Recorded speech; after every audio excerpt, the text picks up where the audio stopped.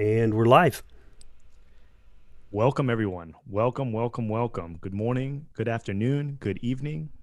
This is episode 115 of the Cardano Effect podcast. This is our live stream series. We're going to touch on all the latest news and events. Markets are looking good. The sun is shining here. Rick, how are you doing this Sunday morning? What's going on? What's happening? How are the markets treating you? Hey, I'm doing great, Philippe. The markets are doing great. Also, again, that shout out to the Cardano Foundation. Thank you for sponsoring this podcast. But ADA's doing really strong in the markets. I don't know why. I kind of have my own speculation. Never financial advice here on the Cardano Effect.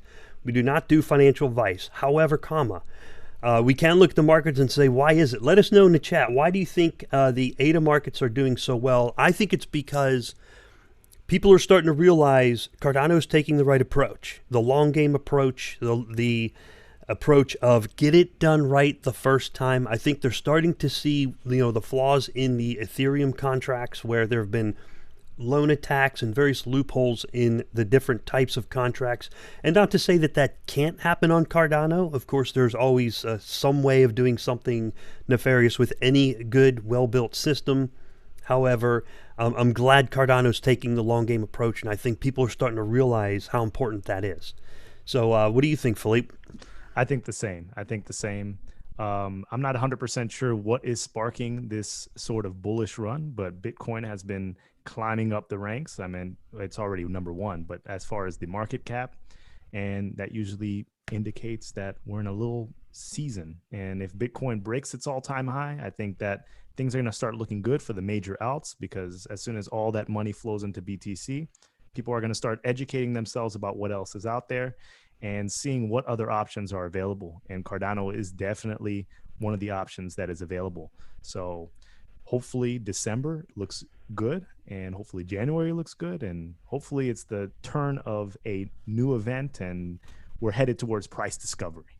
Yeah, I think so. And I noticed a few people on Twitter have made their comments about where they think they see Bitcoin going it up into very high numbers. I wouldn't do that. I wouldn't guess it that high. I'm just going to say probably up a little more. Just my guess on that. But currently, Bitcoin is at 18,489. ADA's at 13.6 cents. Looking really good for ADA. Some of the ADA growth has been, just a little bit, has been follow the Bitcoin. It seems more to me like it's been organic ADA growth. Although you know how alts, what they call alts. I don't want to call ADA an alt. I don't even call it an altcoin anymore. It's a cryptocurrency, and it has the security properties of Bitcoin and performs faster and has the technology to outperform it. So I think people are starting to realize that. They're starting to realize, wow, this is a really good product. And I think the price discovery is starting to show up. And I love those words that you use for that, price discovery. Let us know in the chat what you think. Why do you think ADA is doing so strong? I know a lot of alts are doing strong. ADA is holding very well, very well. Still a top 10 coin. I think it's pushing for the number 9 position. But remember, we're always going for number 1 all day, every day. Going for number 1, always, all day, every day. We'll get there someday. Gary Golden says, I think it's a little pump behind the BTC run. Mainstream crypto doesn't understand Cardano. Too many still pronounce the project names wrong. Plus ADA vice ADA. Waiting for CNBC to talk Cardano. I agree, Gary Golden. I agree 100%. It doesn't drive me crazy, but I have a slight pet peeve when I hear people call it ADA. It's a proper name. It's a pronounced name. ADA, right? Yes. We don't call BTC BTC. It's ADA. It's a pronounced name. It's a proper name. It was actually named correctly. Everything else was not. They even got the names right. I love the names in Cardano. I always have. A lot of thought behind it. Philippe, we're on episode 115. Last month in November 16th was our 2-year anniversary on the Cardano Effect. How about that, man? Oh, that's wonderful. We've been here through the bear market. We dragged it through the bearish of bearish. ADA was down, 96, 97% down, and we were still banging out the podcast, man. Yes. We ain't letting up. We're relentless. We started this podcast in bearish times. We started it. We didn't start it in bullish times and do that whole cycle. We started in the bearish of times and rode along. And we want to thank every one of you who've been listening and tuning in. We appreciate that. We do. Yep, absolutely. And it's funny. I never thought I'd hear myself saying Cardano is bullish at 13.6 cents. But you know what? Here we are. Here we are today. Yep. We're bullish at 13.6 cents. Count our blessings. Take it when you can get it. Definitely. Yep. I'm in the long game. How about you, bro? Very long game. I'm in the We'll long be here game. for a while. We've been here for a while. We'll be here for a while. Yeah. I just got a message. Charles went live. Charles, didn't you check? We have our live stream posted up. I didn't see his. Did you see his? I did not see his. I did not see a notification. If I saw that, I wouldn't have hit the go live button, but I got a notification that Charles went live. Well, we appreciate you tuning into this podcast and this live stream, so you can check out Charles later. Yeah. Rick, we have some news that we need to talk about. So Yeah. the first thing we need to talk about is the K factor changing. So what's going to happen for all the delegators that are not aware? The K factor is going to be changing on December 6th. So currently K equals 150, and on December 6th, it's going to go up to 500. And if you don't really understand what the K factor is, you can just paint it in the reference of the optimal number of pools within Cardano, given full saturation. So the fact that the K factor is increasing from 150 to 500, the whole protocol is going to support more pools. But that also means the saturation point is decreasing from, I believe, 210 million ADA to just under 64 million ADA. There are many ways that you can check to see whether you're in a saturated pool or oversaturated pool. And the reason why you need to move if you're in an oversaturated pool is because the rewards are going to diminish for everyone within that pool, because there's only a fixed amount of ADA, a max amount of ADA that can be given out as rewards in each epoch for one particular pool. So you're going to want to go check in Datalist, go check in Yodoi. You can use ADA pools and Pool Tool. There are lots of different informational websites that are going to show you little tickers whether or not that pool is oversaturated. If it's over that 64 million, look for another pool, and you need to do this before December 6th. I would spend the next week doing your research, doing your due diligence, spend the Thanksgiving break looking for maybe another pool that you want to delegate to. Some of your favorite pools, the larger pools, have opened up additional pools, so you can move into those that are not as saturated. And yes, this is important because you need to keep up with inflation in Cardano. Cardano is inflating, and you don't want to just diminish your rewards for no apparent reason. The thing is, you're going to have to move, and you're probably going to have to move again in March. So right now, December 6th is the date. It's dropping from 210 million to under 64 million. Rick, did you want to say anything about that? Oh, yeah. The most important thing for the delegators to put out, I always try to look from the delegator perspective, not the stake pool operator. Imagine a delegator. What is important to them? What is important is the saturation point. Now, unfortunately, there are still about 114 pools that are above the 64 million saturation, and there's only 2 epochs left between now and when the proposal is issued to drop the K. The most important thing is that 64 million number. Check Pool Tools, check ADA pools, and sort by saturation. There's 114 pools. What I have observed is stake migrates slowly. There's a lot of big players, I would say in the upper 20% of big players, who move on a regular basis. Every couple of epochs, they make a move, okay?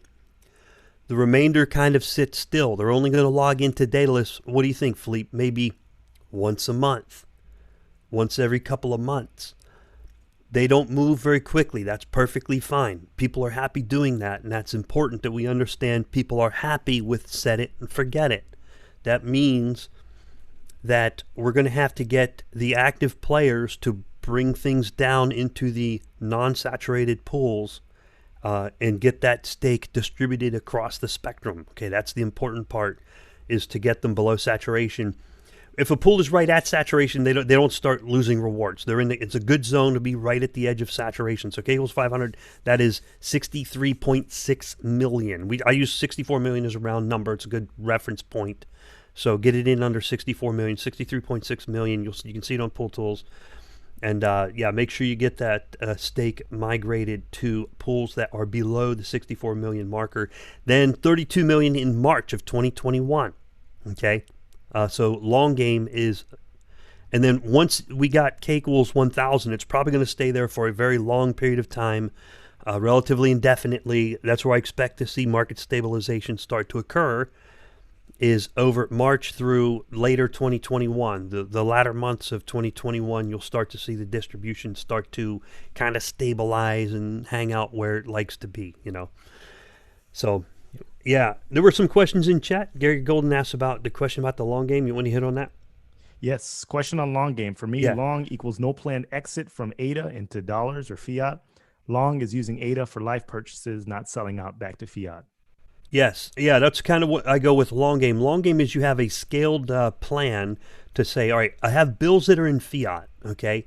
I have, a truck payment. Here, I'll give you a personal example. I have a truck payment in fiat. If ADA gets to a certain point and I can say, oh, look, I can sell a very small quantity of ADA, pay off that truck, now I don't have to pay interest, that's a win, okay? I still have all the remaining ADA, and now I got rid of my truck payment. But if I could pay for that truck in ADA, that would be even more of a win. Currently, I cannot make my truck payment in ADA. Currently, we cannot pay the Cardano Effect YouTube subscriptions and all the service providers that we use in ADA. We got to pay them in fiat. So long game is, yes, hold large quantities, long game. That's my own personal thing. Other quantities are set aside and reserved for paying things in fiat where it's beneficial to do so. That's what I call long game. Gary Golden is a futurist, and he's done some podcasts with some of the Cardano YouTubers. So thank you, Gary, for that question. I very much appreciate it. And Tim Taylor, also very important, Tim Taylor says, Yoroi wallet is still showing a different amount of rewards earned. Is this being fixed soon? This happened today.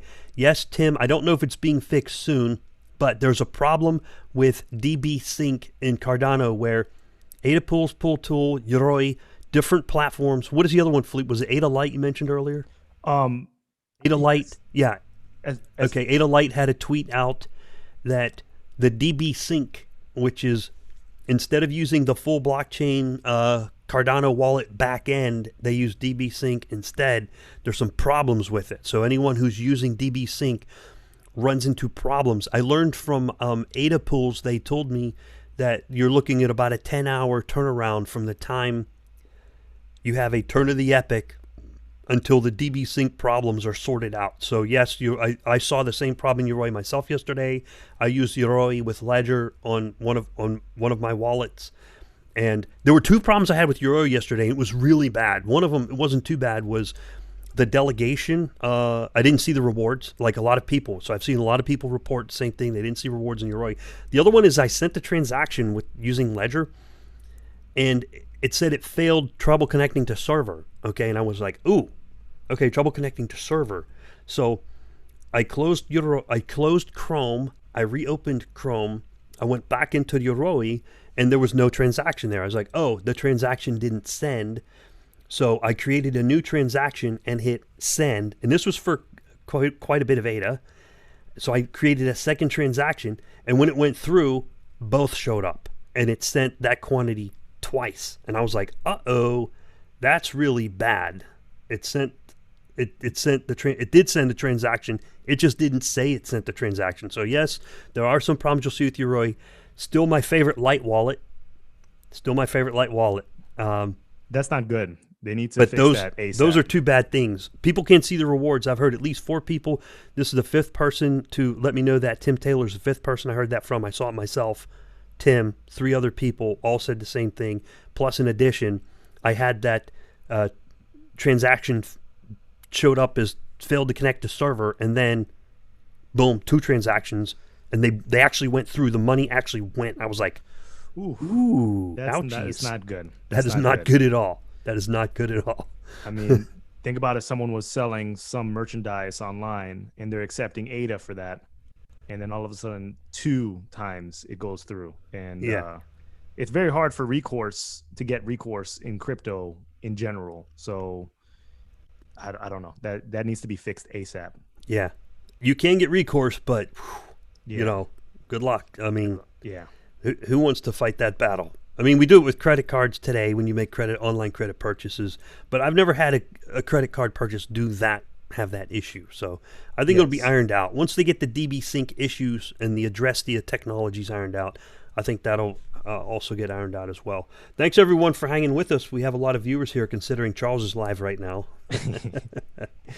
We have to Max talk about Ledenbetter says he's also having troubles with Yoroi. So there's six. There's six people six at least I people. know of Okay. that are having troubles with Yoroi right now. Okay. He's Okay. having withdrawal issues. So there's multiple issues occurring there. Okay. Yeah. We have But a you, comment from Ada Frog. We want to probably touch on it. The Atomic Wallet, apparently there's a bug which automatically delegates their pool even when you're choosing another pool and clicking delegate. So apparently there's a bug in Atomic Wallet. You delegate, it automatically delegates to their pool, even if you're choosing another one. So that's a pretty convenient bug. What a convenient bug to have. We only have one bug. It accidentally delegates to our pool. Okay. I recommend that everyone gets familiar with Daedalus, gets familiar with Yoroi, even though Yoroi is having issues right now. But yeah, I mean, these third-party softwares that are also building wallets, I'm not speaking badly on Atomic Wallet yet, but if it's moving your pledge or your delegation from one pool to their main pool, that's an issue. That is definitely an issue. Yeah. I'm good with Atomic Wallet. They've been around for a while. The CEO, I talked to him in Telegram. Okay. You either know the name and the brand. Now, I'm not recommending people use it. I'm just saying, me personally, I'm okay with them. I had it on my phone. I don't think I have it on my new phone. But the CEO's public. You can see his face. They stand behind their product. I feel a certain level of trust with them. Okay. I have a certain level of trust I feel with Emergo. I see them. I know them. I feel a level of trust. Whether it's open source or not doesn't matter to me. No one cares. Okay? The developers care, but the rest of planet Earth doesn't care. Okay? I see them. I know them. I can trust them. I feel some level of trust. I feel a level of accountability, which is important. Yeah. And then people develop a level of trust and say, yeah, I can use that wallet. And even if it does have a hiccup, they'll fix it, right? They'll get to it. Daedalus, though, is still my go-to, still my number one choice, especially with native assets and all those cool things coming out. Daedalus is going to have them in there. They'll be viewable and selectable from inside Daedalus, probably by March. Yes, probably by March. And the master plan for Daedalus is grand, and I don't think any wallet is going, given all the features that they want to implement, whether that's swapping from token to token or building a DEX maybe sometime in the future, voting, all of this is probably going to exist within Daedalus. Daedalus is the main wallet that can take all of this bandwidth, this quote unquote bandwidth. So I think that everyone that's long game Cardano should probably get familiar with Daedalus. Even if you're having trouble, just keep it up, because I think that most of the functionality will hit that wallet. The light wallets are only going to be able to do a certain amount of things before it just becomes not feasible anymore. Yeah, or at least I think it'll hit Daedalus first, and then migrate to the light wallets as Adrestia and all the other things that are needed are brought up to speed based on it working in Daedalus. Now, Adalite did have Ledger first because it's easier to control that on a web server where it's a centralized point of control, right? So, but I think moving forward with ERC20s that are converted, NFTs, and native assets on Cardano, I'm thinking we're going to see that in Daedalus first. That's where you're going to... So I have all three. I mean, I have Daedalus primary on my laptop here. Then I have multiple instances of Yoroi in the Chrome plugin. And then, because I've never had any problems with Chrome plugin, it's great. And then I have Yoroi Mobile, and I use that with the Ledger Nano X, which is the champion. That's my champion. Yoroi Mobile with Nano X. That's just my own personal favorite right there. It's so easy. And it's like, yeah, I can carry it in my pocket. And I can carry it in my pocket, and I still have the security of a Ledger on hand. I think that's why I'm happy. I'm very happy with Yoroi Mobile plus Ledger Bluetooth. Makes sense. Yeah. Makes sense. Okay. Oh, so we were going to hit on, we got a lot of things we could talk about today in the news. We do have a lot of things we can talk about. I just want to say two statements from the Cardano Foundation before we move on to the next topic. A quick statement on bad actors. For all those who are new to the Cardano community, it's kind of looking bullish according to the beginning of our podcast. So if it's truly bullish, there are a lot of scams that are going to appear. No one's going to be sending you ADA. Remember what URLs you're clicking on. Always trust trusted sources of information. IOG, Emergo, or the Cardano Foundation, their official Twitter. You can go on Telegram as well, but there are some fake Telegram groups as well. Just be patient. No one's giving you any free ADA, and stay vigilant. Stay vigilant. People are spoofing other people. We're not going to be contacting you. You can try to reach out to us through official channels, but if you see a message from Philippe or a message from Rick, that's not us. We're not going to directly contact you. You can reach out to us, but it doesn't work the reverse way. So just stay safe. And then also the Cardano Foundation is also looking for a CTO, which is, I think, a step in the right direction. Yeah. You know, you got Cardano Foundation looking for a CTO. Check out the Input Output HK Twitter and David Roundtree's Twitter. IOHK is hiring a lot of people. Last time I looked, there are 21 on there. They got David from David Likes Crypto. He put out his first video. He got 2 videos out there, and they're fantastic. There are jobs for all walks of life in crypto, or many, many, many different fields and professions, not just developers, but media, finance. What else? I'm just kind of like taking a stab at the different ones I thought I saw here. Community management. Yes. So product development, product management, various different things. Yeah. So the main meat and potatoes, they need Haskell developers. They need developers who can work with native tokens. They're looking for a CTO at the Cardano Foundation. So there are a huge number of jobs out there in Cardano between the organizations. I haven't looked at Emergo's site lately, but last time I looked, they have some openings on there as well. And it's not all developer specific, but we need the developers, Haskell primarily. We got to get those Haskell developers in there. Hard to find, great skill to have. So if you're a developer, learn Haskell. Get in there. We need you. We need more people to get us going for number one. We're going for number one here. Got to build that team up. Build it up big and strong. It's still early. It is still early. Still early. Okay. All right. There were some other points we were going to hit. Cardano Economics, wage privacy. Those were important. A few other questions in chat. We'll touch those. Brian Pendley asked, did you hear all the PayPal bought up 70% of all the newly mined BTC since the payment giant started offering crypto services 4 weeks ago? I did hear that PayPal has bought up a lot of BTC. I did not know it was all the newly mined. Interesting. That's a very interesting point. Yes. And Gary Golden wants to make a note on the scams. He saw in the Daedalus update section, there's win a chance. Yes, Gary, that is correct. Open your Daedalus wallet, open a news feed. There's a bell in the top right. Click on the bell. It'll bring out the news feed. Click on the link for a chance to win $50 in ADA from IOG by filling out a survey. So fill out that survey and you get a chance to win $50 worth of ADA. That is legit. That is in the Daedalus news feed. The bell in the top right-hand corner. And also, what's that, Philippe? Rick, is there any confidential information that they're collecting for that survey? Do you know? No, not that I know of. I mean, it asks you, questions. I didn't fill it out yet because I wanted to be very thorough. I have a lot of feedback.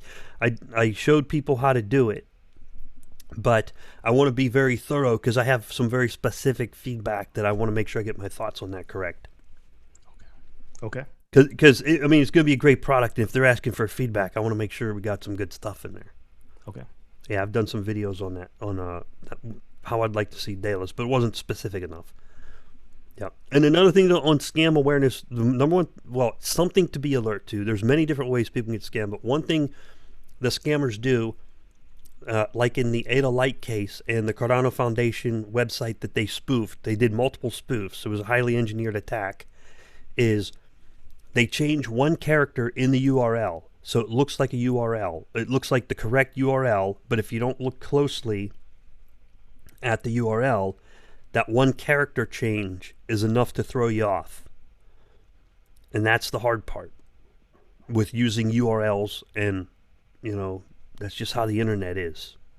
Okay. Scammers will put tiny little change in the URL, and then they will replicate the website. It's not hard to replicate a website. You can basically just download the HTML and JavaScript from the website or whatever it's made out of. Everything you're looking at is downloadable, and then you replicate the website. Right? Yes. So it's a pretty serious attack vector. The thing that I like is you can find Yoroi in the Apple App Store, in the Google Chrome Store, where it's a little bit hard in the Firefox. Firefox is pretty diligent, or to some degree. Uh, they do some work, and if they can be delisted, Emergo and IOG or whoever can contact them and say, "Hey, get that out of there. That's not us." But a web link, good luck. Someone gets a bad web link out there, and it takes some work to get rid of it.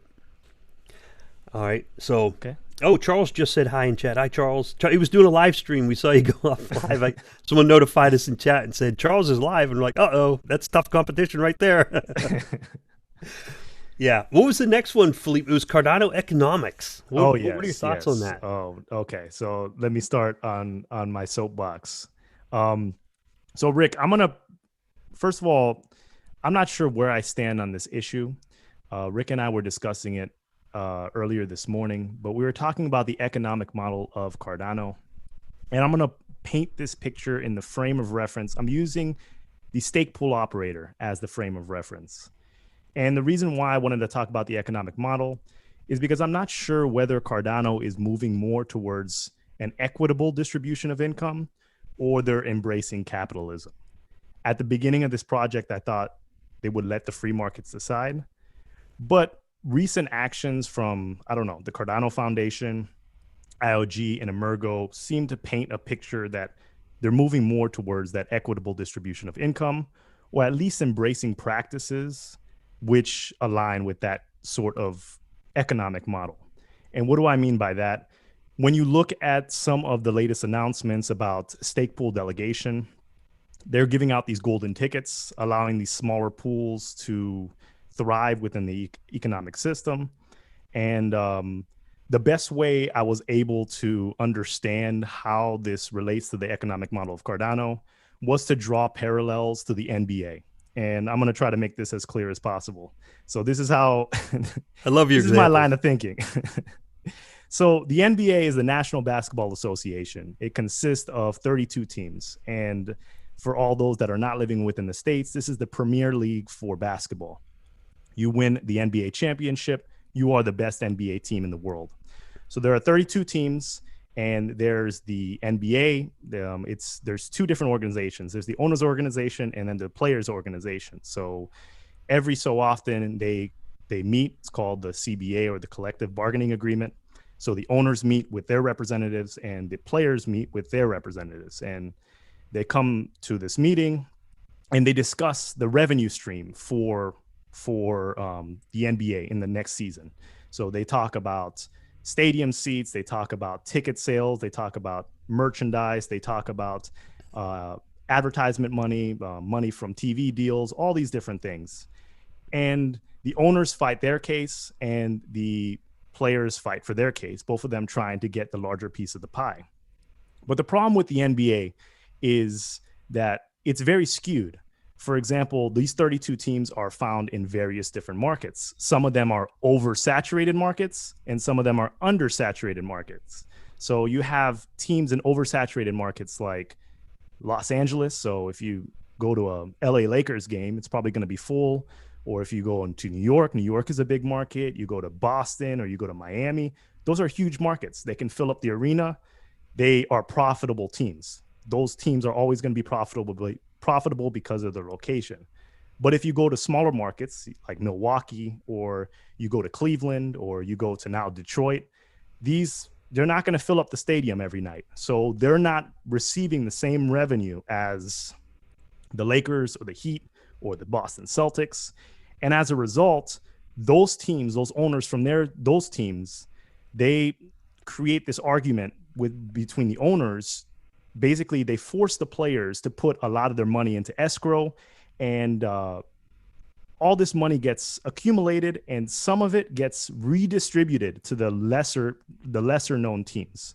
So they take a loss year after year after year. They're not profitable NBA teams, yet they still continue to exist because the league itself supports it through the other owners and their sales for their teams. So it's kind of like a wealth tax. And I've heard Charles speak about the wealth tax in previous, I think I saw him on Twitter a while ago to speak about the wealth tax, and he's not a fan of it. And I'm not a fan of that either. But when you look at Cardano, So IOG, Emergo, and Cardano Foundation can be looked at as the owners, and we're using stake pool operators as a frame of reference. So the stake pool operators are considered the players here. And the idea that, like, for example, the Cardano Foundation or IOG, they're pressured in a way to distribute stake to smaller pools in order to prop up smaller pools, in order to give a false sensation that they're profitable, even though they're not, is more of the equitable distribution of income that the NBA uses. Well, there's one key difference between the NBA and Cardano.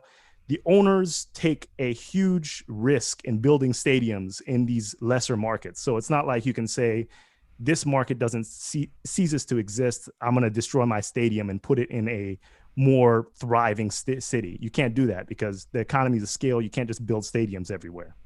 But for stake pool operators, it's a relatively low cost to get into the game. So what we're saying is, we're not letting free market decide. We are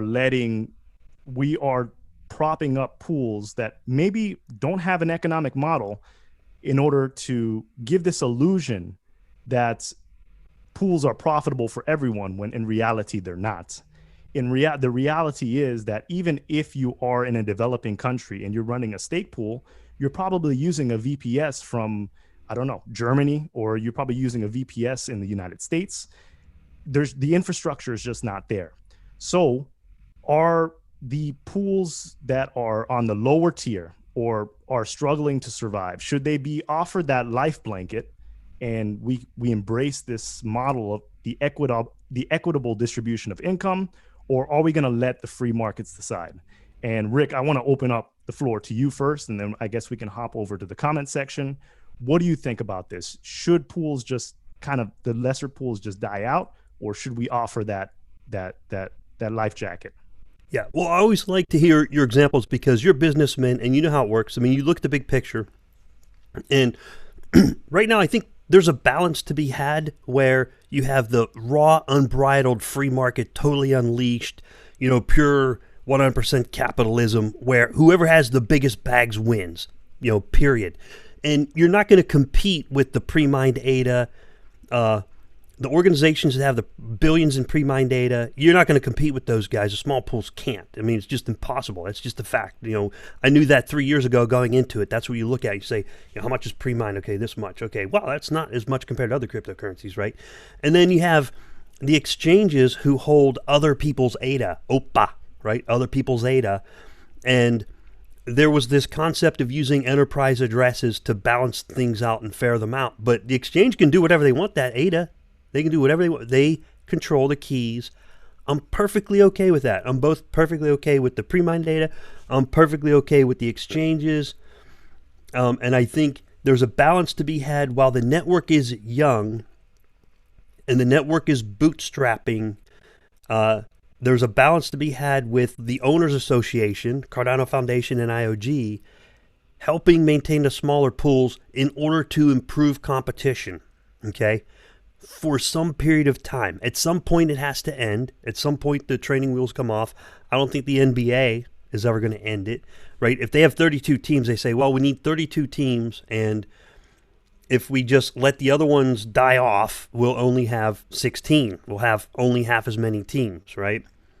So in order to keep the NBA more entertaining, more engaging, I guess they've come up with this model to help the teams that aren't profitable by having the Owners Association support them, right? Otherwise, they won't have I know I've used the Cleveland Browns, Pittsburgh Steelers, Patriots examples before as well. Sports teams are a great example. So for some period of time, in order to bootstrap the network, until my thoughts on this, after you brought it up this morning right before the podcast and we talked about it for a little bit, is once we get to K equals 1,000 next March, and the stake starts to distribute out into the 32 million saturation point, the training wheels are probably going to come off completely because Cardano Foundation is going to have to sell some of those bags. They're not going to hold on to them forever in order to distribute the stake. There's going to be demand. It only makes sense. And say, oh, you know what? we can buy a certain amount of marketing, or we can buy a certain amount of legal representation. You got to pay for that stuff, right? You got to pay for, if you got ADA and the price of ADA is $1.30, and you go, you know what, I can purchase top end lawyers by selling this ADA. It makes sense, right? So at some point, I think that that support for small pools, you got 2,000 stake pools out there at some point. Right now we got 1,300. So at some point they'll have to say, well, we can't keep doing this. They can do it to some extent, smaller and smaller and smaller amounts. And then, so eventually I think you'll see that kind of abate. But there's a balance to be had. I agree with you. I think it's a great example. And I think it also, at some point, it will start to diminish, and it'll just be the successful players will maintain the market. But right now, even players like you and I, we run pools. We would get murdered by the exchanges if they just went all out, brutal, unleashed, horse, just unleashed. Yeah. So, I mean, there's a balance to be had. So, I guess, is that a fair point? I think that's a fair point. I think that's a fair point. I mean, if Charles said, never mention the Browns and Cardano in the same sentence. I compare Cardano to the New England Patriots and Pittsburgh Steelers, and Pittsburgh Steelers 9-0. We're going for number one, Charles. Number one, all day, every day. We are going for number one, brother. Number one. And Charles is the quarterback, and we're the freaking linemen. I like that analogy. Yeah, I'm okay with his quarterback. You gotta have a good quarterback, man. He's my quarterback. You damn right. You damn Skippy. I've seen some arguments. I've seen some arguments on the equitable side of distribution of income for stake pool operators, and it's in stake pool operators chats. And there's like a mind state that because one person is from one geographic region in the world, that person should set the standard for how much stake pool operators should make. So because this amount of money that operators are making in this market, they should be happy with it, because in another market, it represents wealth, which is the wrong way of looking at things. The completely wrong way of looking at things. Just because I live in the United States and my standard of living is higher than another country, or my bills are higher than another country, doesn't mean that I have to accept the minimum standard for that particular country. I can't control the area that I grew up in or that I'm living in currently. I just have to adapt. I mean, if you look at Cardano, the ICO wasn't equitable. You can argue that there was a geographic distribution. If you lived in Japan, you had the opportunity to buy ADA at a lot less than when it hit the markets in 2017. At the end of the day, there are some of you, maybe a lot of you in this chat, the amount of money that you spend on ADA in USD, if you had that ICO price, you'd probably be sitting in the top 1,000 rich list. It's just what it is. So it wasn't an equitable distribution of ADA. It was a fair distribution of ADA, but equitable would mean that everyone would have the same opportunity. And it was legal. It was done right. Yes, definitely. It was legal. It was done right. Was it fair to me? No, I don't care. Because here's my chance to get in on it. I took my chance. I saw the opportunity. I took the shot. Of course. Would I like to have 0.2 cent ADA? Sure. Did I get in at 8 cents? Yep. Would I do it again? Yep. Of course. And there could be people that have obligations that don't allow them to invest a lot, or they could be young and they could have no money whatsoever. There's a lot of different scenarios. It's never going to be completely fair. So why would we move into a system where it's trying to make things as fair, as equitable as possible, when the genesis wasn't as equitable as possible? Yeah. Charles brings up a good point. He says they also took a huge risk. They did. They took the biggest risk. Definitely. They risked everything. Yeah, my risk was moderately high. Their risk was extremely high. Yeah. People getting in now, their risk is medium high. It's lightly high. But now it's known. Like, Shelly's out. Shelly is brute force. It's out there, decentralized. It works. It freaking works. Yeah. What's the risk now? It's something less. Crypto is always high risk, but the risk is mitigated. It's lower than it was. So the ICO participants, God bless them. Thank you for doing that. Otherwise, I wouldn't have what I got today. Got to be grateful for what we got.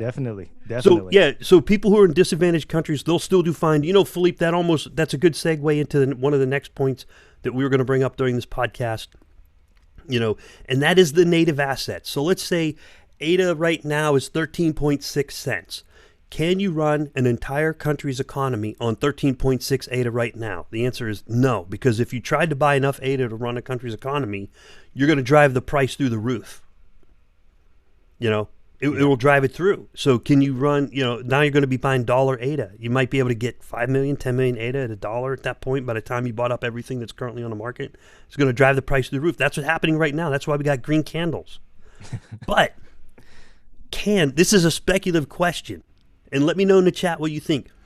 Can the country of Ethiopia launch a native asset on Cardano and they don't have to pay 13.6 cents? Can they launch a native asset on Cardano and run an entire country's financial operating system on this new asset that they create? Is that possible? That's a question. I don't know, but I think it's possible. I think it can happen. Why else would you create native assets that are treated as first-class citizens just like ADA? You know what I mean? Yeah. You could. Yeah. You could take any, and they could say, you know what? This is now the, pick any country. This is the Maldives or anywhere that needs a financial operating system. Deploy a native asset on Cardano and use that as their country's currency. Why not? I don't see any technological reason why they can't. I don't need to know how the code works. I need to know how the people work and how they interact with the code in the wallets. And they could pull up a Daedalus or they could pull up a Yoroi and they can use their native asset. And they can put up Yoroi Mobile on their phone and interact with that currency. No reason why they can't. Maybe I'm wrong, but I'm probably not. Good point. They don't have to buy all the ADA. I'll take care of that. No, I'm just kidding. I'll try my best. But you know, it's interesting. Yeah, it's interesting. We're going to have to see. We're going to have to see. I think they did it. You know, that was one of my chief complaints with the Ethereum ERC20 was chasing around all the ERC20s with the Ethereum. Now, you'll have tokens on Cardano that do that, but if it's easy, if it's an easy user experience, you're fine. You'll be fine. As long as it's easy. Yeah. Yep, but it's got to be easy. You know, right now you can't have 8,000 assets and you don't even know what they are. You go, what does this thing do? I don't even know what it does. Right? Why would I mess with it? But if Goguen comes out as expected, if Goguen is a beast as expected, Charles says he's going to be a beast, and we're going to like the updates later this year. It should be possible. It should be possible. Yep. So, look at Shelley. Secure, immutable. It's the same security properties as Bitcoin, immutable. The stake is continuing to distribute. The protocol is doing what it's supposed to do. It's true. What would happen if you would attack the Cardano network? Okay, good luck with that. Good luck. You might be able to hit a couple of nodes. You might be able to make a little it's not going to stop. You're not going to stop it. If you thought the Rust Jormungandr was a beast, the freaking Shelley code that's out there now. Oh yeah, it's orders of magnitude better. It is. 1,300 stake pools spread across planet Earth. For sure. Running on all these different platforms. It's running on hardware, it's running on cloud, it's running on hosted hardware, it's running on Rock Pies. You're going to stop it. Yeah. Unstoppable. It's immutable. Yeah. So yeah. And that's just Shelley. And you know, there's still some work being done on Shelley, but there's a lot of work being done on Goguen. And I think it's being done right. You know, that's why we got into Cardano in the first place, because we knew Plutus Fest, December 2018. Yeah. Here it is. It's coming to life. Yeah. Yep. Yep. We nailed it. The scientific method wins in the end. So absolutely, we've been going that route, and it's going to take us far. What was our other one? The Cardano Economics. So you hit on that with. Now I want to talk about wage privacy. Oh yeah, wage privacy. That's very important. We brought this up over a year ago. We brought that up. Pledge is visible on a blockchain. Yes. Yes. What do you do about it? All right. So what's your take, Philippe? So, you know, one of the fallibilities of Cardano is, for me, it's the lack of privacy. It's the lack of privacy coming from a person that's, I mean, Rick and I, we put ourselves out there. We really do put ourselves out there. We both run stake pools. We're visible. There are people in the Cardano community. A lot of people have seen us or heard of us. So there's a need for privacy for operators and for delegators as well. I mean, there's no sort of coin mixing that I know of that happens within transactions. Even though we're using an extended UTXO model, you can still kind of trace where things are going, how things are moving. It makes it a little bit more difficult, but it's still doable. I think it would like more like coin mixing and stuff like that. But the first question I wanted to ask you, Rick. So the first question is, do you consider your stake pool that you're running a private or public endeavor, a public or private business? It's a private endeavor. It's a private endeavor owned by a public person. Okay. So I like the sound of that. So if it's a private business or private endeavor, you should be afforded the luxury of disclosing the financial information that you'd like to disclose. At this point in time, you can go on ADA Pools, you can go on Pool Tool, you can calculate exactly how much each stake pool operator is making down to the penny. And you can also extrapolate, oh, they're going to be using this amount of money for a VPS, or they're using a bare metal server. You can get relatively close to all the incomes for all these stake pool operators that you're using. So as a result, you know how much Rick is making with his stake pool. Gross. You know how much I am making with my stake pool. Anyone that puts their face out there and puts it behind a stake pool, you know exactly how much they're making. But if we're considered small businesses and we're considered private entities, even though we're on a public blockchain, we should be able to not obfuscate, but shield some of the data that we don't want to put out. And it's not necessarily that you don't want to put it out. You should just be in the position that if you want to put it out, you can put it out, but you shouldn't have to be forced to put it out. IOG is a private company. We've been around since 2017. I have never seen an income statement from IOG. I have never seen a balance sheet. I have never seen a profit loss statement. I have never seen any financials. And there's absolutely no problem with that. They're a private company. It's a private company.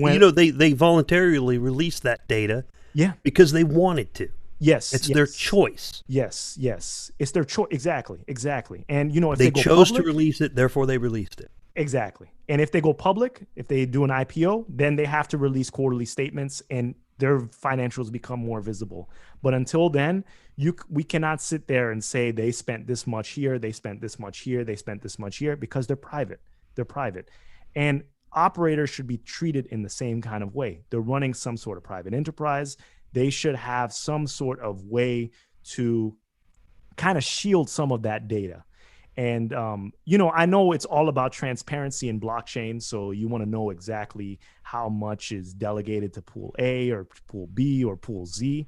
But at some point, we have to try to figure out what's the line between financial privacy and just complete openness, complete transparency. I mean, I'm going to bring up 1% pools here only because I'm not criticizing their business model whatsoever. It's a good example. It's a good example. It's real. Exactly. They're a very large stake pool enterprise within Cardano.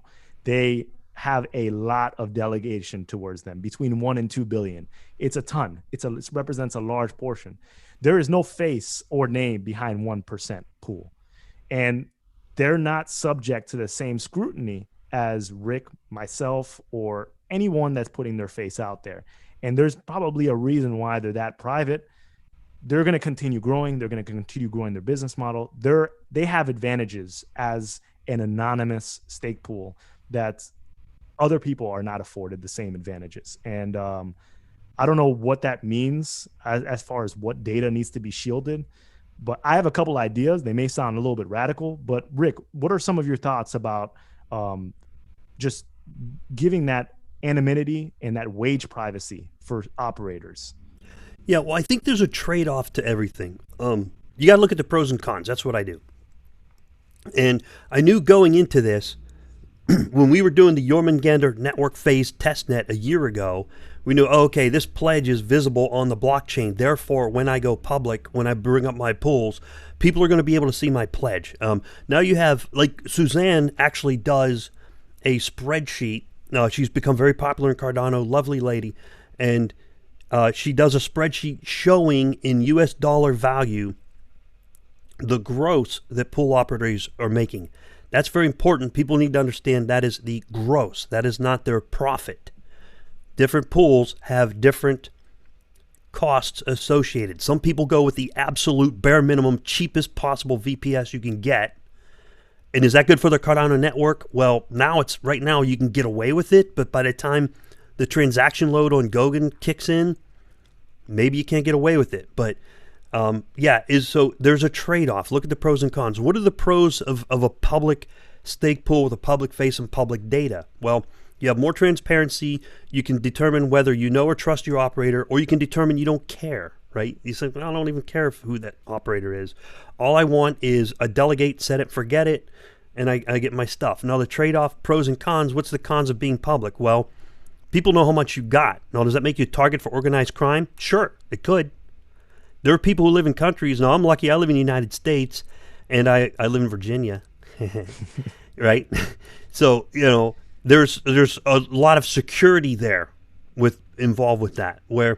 But some people live in countries where they don't want to be known because that makes them a target, right? People see that pledge on a blockchain. That's dangerous to their safety. Mm-hmm.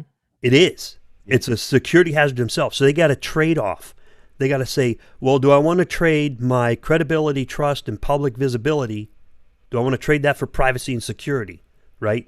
They got to weigh those balances, and they got to weigh the pros and cons and make a decision. That's what each pool operator has to do.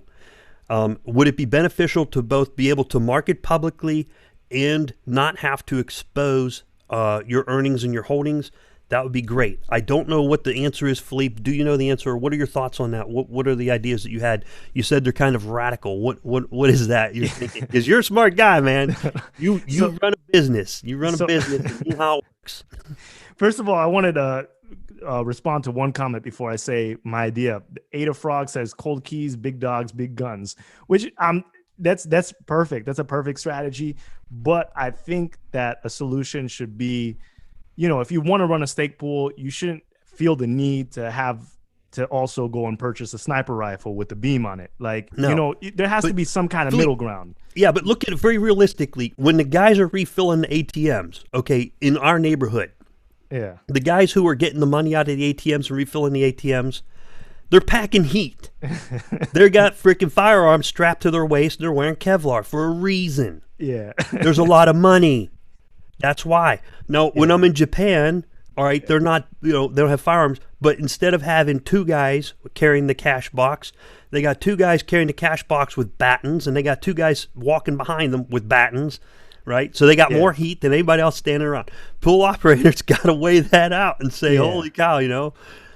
I'm sure with those people that have hundreds of million bags, eToro, IOG, they got these massive bags, Cardano Foundation. There's more than one person sitting in the room when they change the delegation. Yeah.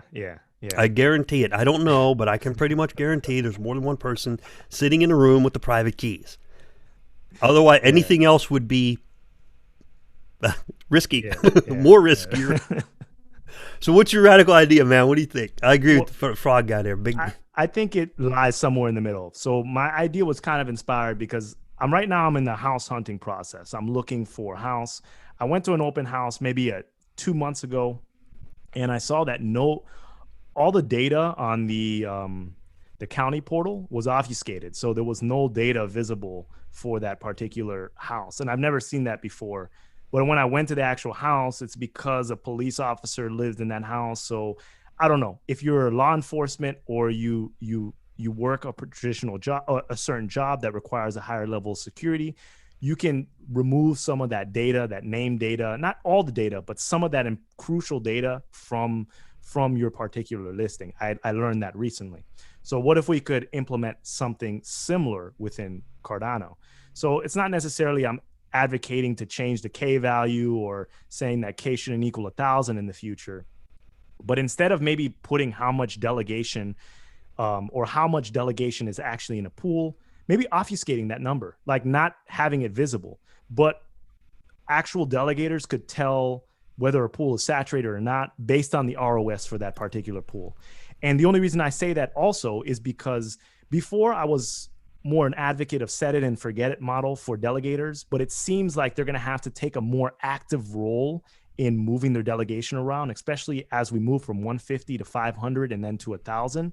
So they're going to have to move from oversaturated pools to undersaturated pools to just right pools. And they're going to have to be monitoring on a more consistent basis than I originally thought. So if that's the case, then they could also, you could put the onus on the actual delegator to monitor their ROS in a way that they don't see the delegation, but they see that ROS, and they know that if it's dropping under a certain amount, your pool is probably oversaturated, time to move. It's kind of risky because it requires a lot more active participation, and you're not, let's be real, most people are probably not going to be that active within data lists, but in an ideal utopic model, I think something like that would probably work. It would shield the operator from divulging pertinent information that allows them to understand, oh, this person's making this much money, but at the same time, it protects them and shield it. It protects them, but also gives the delegators the information they need in order to successfully delegate. So, yeah, that's kind of radical, but I think it would. Well, help. I think it's perfectly reasonable because, and I'll give you a real example. There was one particular whale. No, people track whales. There's whale tracking, okay? And some people were tracking a whale, and then there was a debate about whose whale that is and who it belongs to, whatever, you know. It doesn't belong to anybody, for the bottom line. It belongs to the whale. The whale's a whale, and they own their shit. All right. But that whale's identity was kind of becoming known, but it wasn't exposed to the public. As far as I know, it wasn't exposed. And I thought, man, they're getting close to the borderline, right? It was getting close to the borderline about that. And stake pool operators are interested in that. So you got to take it from the delegator perspective. The delegators want their privacy, right? Yeah. They want their privacy. Yeah. So if you start, tagging them and tracking those whales and putting tags on those whales like we do with some of the whales nowadays, out there in the ocean, you're starting to get on the borderline of either violating their privacy, because once that privacy is exposed, there's no getting it back. Or, you'd have to move the ADA from one wallet to another, from one address to another, and create a new staking address. You would have to work to get that privacy back. So I think it is something that needs to be looked at, something that needs to be addressed. Maybe just show the saturation percentage and the amount remaining, but the addresses are on the blockchain, and people just need to be aware of that when getting into blockchain. If privacy is important to you, make sure that your name and face or your identity does not get associated to that quantity in the first place. Because once it is, it's hard to get back. Yeah. Someone can always track it down. And it extends past the stake pool operators. Even as delegators, you're at risk, especially if you figure out, oh, in the future, we all say we want to live within the ADA ecosystem and purchase things with ADA. Right now, there's no sort of privacy laws. Like, you go to a website right now and you buy some ADA merchandise, or you buy your favorite, you have to trust that that person's going to handle your information in a correct way. Let's say you're a large whale and you go and buy, I don't know, a t-shirt or something like that says Cardano on there, and the store owner says, oh, wait a minute, this just came from an address that has 10 million plus ADA or 20 million ADA. Who is this? Oh, wait a minute. I'm shipping it to their exact house. I know their first and last name and their address. I'm not saying that people are like everyone is like this, but there are people that will leak that information. And since there's no sort of standard or governmental body that's going to stick up for you, oh, I bought it on, you can't prove it.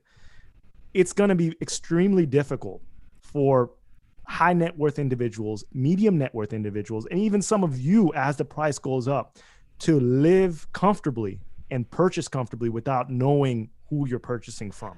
Yeah, Philippe, you just brought up, I just now thought of this. I was trying to explain how blockchain works to a big investor. They got big money in stocks. And as I was describing it, they said, wait a second, you mean other people can figure out what you have and you hold? And I said, yeah. And he goes, that doesn't sound very secure to me. That's how a non-crypto guy looked at it. Big bags, big money guy. And I was explaining Cardano, and when I said that point, he said, that doesn't sound very secure to me. Yep. So maybe I'm not a good salesman. It's not. So it does need to be addressed. It's not. And people say you have to have a separate spending wallet, but that shouldn't be the case. I mean, I have a certain chunk of money in my bank account. I don't care if I'm making a $2 transaction at the grocery store or a $50 transaction at the gas station. I know that, my credit card might get leaked. I might have to get a new credit card, but I'm not in fear constantly that the amount of money in my bank account will get leaked by that particular institution, because they don't have access to how much I have in my bank account. They can, a scammer or swiper can always swipe my card number, but you can only do so much with that. And then, you get another card, but they're not going to be able to access my bank account information just based on a simple purchase of potato chips from a store. And I think that's necessary for us to implement some sort of coin mixing, or, I don't know. Something like Monero. Something like Monero. If people were really that concerned about privacy, I would think Monero would be at the top of the would be a lot more used. But you're right. You're right. People don't carry around their life savings in their wallet. They don't. Yeah. Right. So people do have separate. Put the big bags over here. Put smaller spending bags somewhere else. But if it can be traced back, people are going to trace it back. They're going to try to follow the money and figure it out. Of course.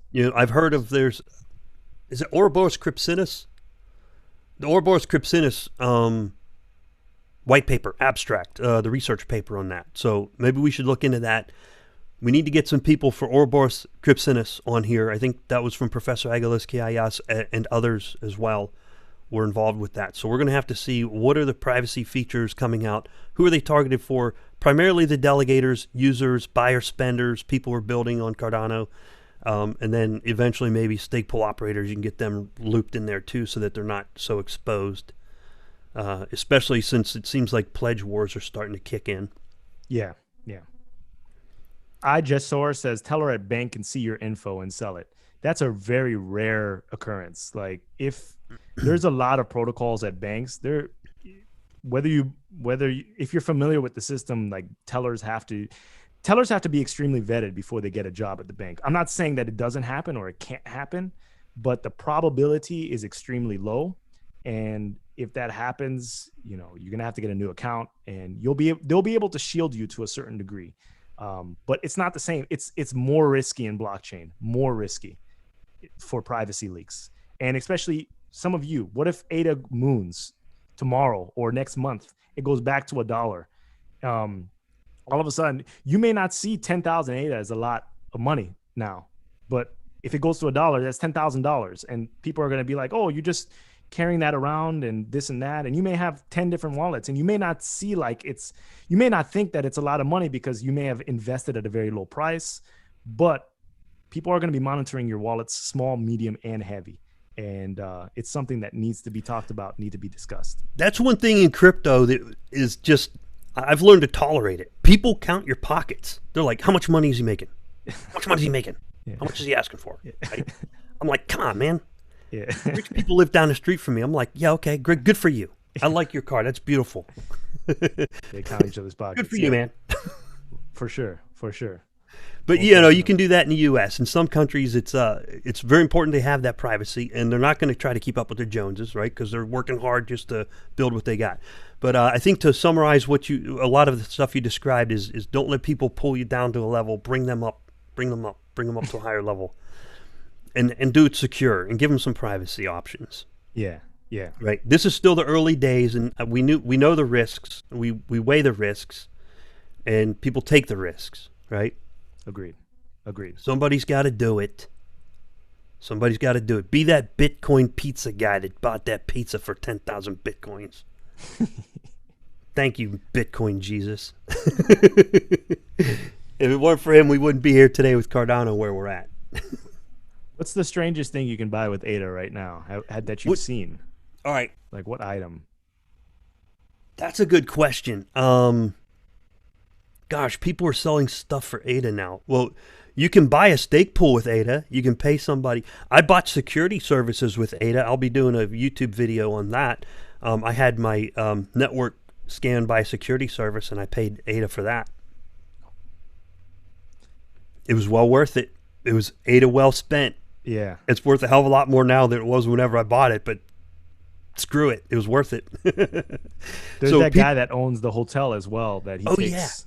Alfred Yeah, Mosker. He owns the Hotel Cardano Ginebra stake pool Cash. Right, I Cash is believe his so. stake pool, and he's changing the name to the Hotel Cardano Ginebra. It's pretty cool. He's changing the name. Or no, he's got a challenge. It's a 50 million ADA challenge. If he gets 50 million in delegations before, no, if he gets 50 million in delegations to Staple Cash, he will change the name to the Hotel Ginebra. That was brilliant. It was very clever. Great marketing. Good job to you, Alfred. Shout out to Alfred. Anyone who's still watching Staple Cash, CASH, and he'll rename his hotel to the Hotel Cardano Ginebra. Brilliant. He takes ADA for hotels, and he's Yeah. going to put a discount for SPOs. Okay. Someday Okay. we'll have a massive SPO conference, like Philippe was saying, the NBA has a conference. And we'll have it at the Hotel Cardano Ginebra SPO conference. Let's do it 2021. That's the goal by the end of 2021. SPO conference. I'm just pulling this out of my butt right now. Puma. Yeah. Puma. I just Puma'd that. I'm going to help Alfred out here. Go help him out. Pretty cool. Hooper Pretty Tony cool. says he's at 19 million right now, so 30 million to go, and that hotel will be renamed Hotel Cardano Ginebra. If I'm saying it, if I'm pronouncing it correctly. So that's where our collective bargaining agreement is going to happen. Yeah, we'll do the collective bargaining agreement in Spain. Spain's beautiful. My goodness. Oh, I've never been. I've never been. I'm in the Rota, Spain, Alicante. Love it. And the food, paella, Spanish paella, which is Portuguese. They Okay. stole from Portuguese. Okay. Rick is, for all those in the chat, Rick is a world traveler. He's been everywhere. Like every I time can't- we have a guest, they say they're from some random part in the world. You're like, oh, did you take this train? Did you walk on this street? Like Yeah. Rick has a Oh, you're from Slovenia? Have you been on blah blah blah? There's a great restaurant there. It's true. That's true. Every guest we've had so far, they Yeah. say, "Oh, they're from which country?" And I go, "Oh yeah, I remember when." Yeah. Go Navy. Rick, did we touch everything that we were supposed to touch on today, or do we have a couple more things? We were going to hit the Reddit top 10, but the Reddit top 10 is a really great recap of the October end of month product update from IOG. Okay. So I think we got everything. Okay. Okay. All right. Wow. And it's been an hour. We're going on about an hour and 8 minutes. Okay. No, an hour and 16 minutes. All right, cool, man. That was a good update. And man, I'm pumped. I'm psyched. Hold on. What's ADA? It was 13.6 cents when we started. Where's it at now? Did the Cardano effect Up or pump the down? price? Let's figure it out right now. 13.89 cents. Oh, it went up. It went up. Dude. Pump it. Pump it. Guys, we're going to wrap it up. Any other Yep. questions? Let us know. We're wrapping it up here. I think we're good. Jeremy Quinn, Spain, I'm in. And you go, all right. Yeah, Ada's doing great. The King says Rick speaks 15 flute languages. No, I do not. I do not. I only speak like 4 languages: American, Canadian, Ukrainian, and Australian. And they're all based on the same language. Oh, geez. Yeah. All right, guys. Hey, Okay. that was great. That was great. Okay, everyone. This was episode 115 of the Cardano Effect. This is our live stream series. We haven't done this in a while. We're going to continue to do these.